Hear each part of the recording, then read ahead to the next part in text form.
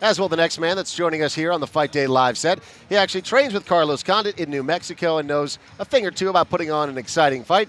Coming off a barn burner against Ben Henderson at UFC on Fox 1, here is the Carpenter, Clay Guida. Clay, how you doing, man? I'm very good. Thanks for having me on the show, man. Appreciate it, Always guys. a pleasure. I must notice that your facial hair is very well groomed. Well, you know. Did you do that yourself? The lines in are Vegas, so clean. Yeah. In Vegas, you pay for what you get, man. So I actually went to this place yesterday, Cliff's Barbershop. It was like a Western store / barbershop, and he was kind of giving me Cliff grief. actually do it for you? Yeah. He kind of scary. He did a good job. Yeah, thank you. So let's talk about what George St. Pierre just said here on Fight Day Live. I mean, he was saying that he clearly wants Nick Diaz to go out and get a big victory tonight. Is that unprofessional for a champion to be calling out who he wants to win for his own devices? No, I would say that he, like he said, he kind of feels. He says he feels dead if there's no motivation for him. If there's no challenge, he doesn't maybe feel he trains his best. He doesn't feel he steps up to the competition. So I kind of understand where he's at. Obviously, I'm not in the same position he is. He's defended his belt more than anyone in the welterweight division, ever in UFC history.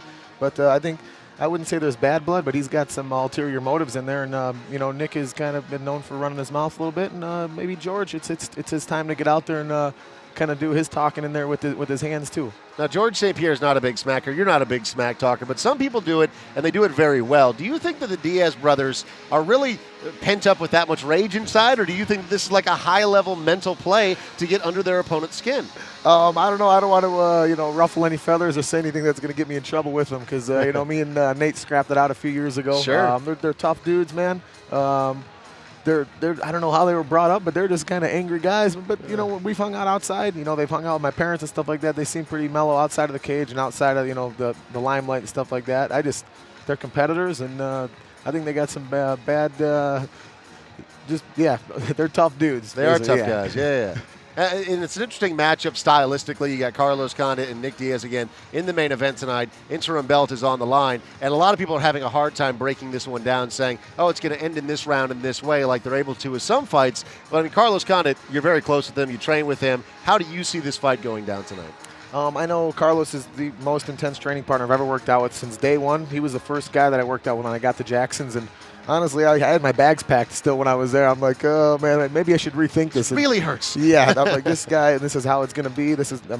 He goes just full crack cracks the whip, and he goes full out. I mean, he doesn't stop in practice, and he just goes balls to the wall. Like, that's how he trains, and he has one speed, one shift, then that's how he trains, that's how he fights. He is he's super intense, and that's why he's been so successful as of late. And this is one of those fights, it's really hard to tell. It's a coin toss. It's interesting that you put it that way, that Carlos Condit fights with a lot of intensity, because I was talking to Joe Rogan a few days ago, and he talked about the way that Nick Diaz and Nate Diaz fight in a very different fashion. He said that they fight much like they train, in the sense that they fight like they're in the middle of a triathlon. They set in at about 60%, and they just hover at that pace, and that throws off a lot of guys that like to fight with the intensity. And that's why they kind of have their energy zapped. Do you think that that's an accurate description of how the Diaz brothers fight? Absolutely. That's definitely a fair assessment. These guys start out, they do triathlons. They swim to Alcatraz with 300 people around them. They run, they bike. These guys they're animals. Like, they're born and bred to fight. And they go in there and set a very, very high pace. And, me and Nate scrapped. He was one of the toughest guys I fought. Not only his height, and just he carries a very high pace. And Nick he's just on a tear, and this fight is going to be it's going to be bananas, and I'm super excited for it. But yeah, they bring a pace that's unmatched. Do you think there will be a finish tonight? Because Carlos Condit, in his entire career, out of all of his fights, has only won one decision. All the rest of the time, he's going out there finishing it's people. Crazy. And Nick doesn't have too many decisions as of late either. No, he doesn't. So I think it's safe to say that someone's getting stopped in this fight. Wow. It's going to be a good one tonight. Your last fight against Ben Henderson at UFC on Fox 1, a thrilling fight. It was back and forth. Ben actually ended up winning that fight, and he's going to be advancing on fighting Frankie Edgar at UFC 144 in the main event. Just coming off of that fight with Ben Henderson, do you think he has the goods to be able to go out there and take that belt away from Frankie Edgar, or do you think that Frankie figures out how to get it done again? First of all, yeah, props to Ben Henderson and Frankie Edgar, Ben, he sneaked one by me. You know what I mean? He beat me fair and square. It was a great fight. He just outpositioned me in the wrestling, and I think he definitely has a chance to win this fight. I don't think he's going to finish Frankie, but I think if he kind of fights similar to the way he did with me, just kept it up against the fence, kind of won some of the scrambles, used his athleticism, used his strength, his power, and his size, to keep it slow the fight down. Which Frankie, he gets in the middle and he starts kind of just running around and picking you apart with his fancy footwork, and he's awkward. He's hard to track, and I think Ben definitely has a chance. But I'm gonna stick with the champ on this one. Frankie always finds a way to win. He beat Gray Maynard twice, he's just a beast at 155. He bested BJ Penn, who to me was the greatest lightweight ever, and he beat him twice pretty handily. So I'm going to stick with the champ on this one by decision.